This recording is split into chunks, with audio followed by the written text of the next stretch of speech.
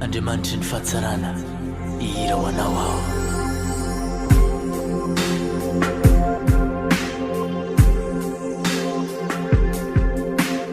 Feno anao ny vavako mipololo tsy avy ao am-po ny anaranao no asandratro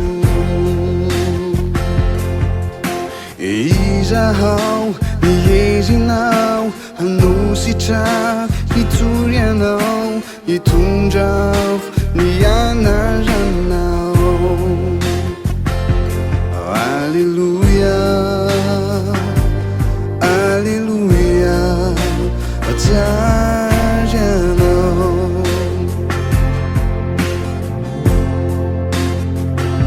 Alleluia, Alleluia, tsary anao.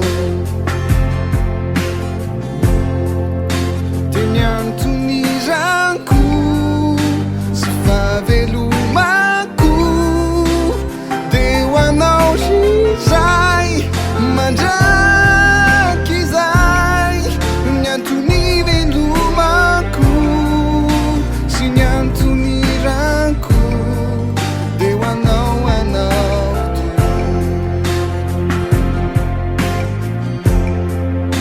teny antony ranko sy fahavelomako deo anao izay mandraky izay ny antony velomako sy ny antony ranko deo anao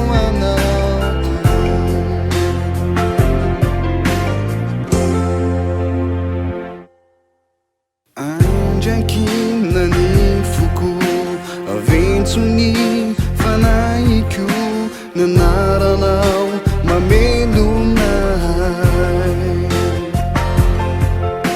ny fagagana vitanao ny zavadretra hainao atao tsy haiko ny tsy ihira ho anao.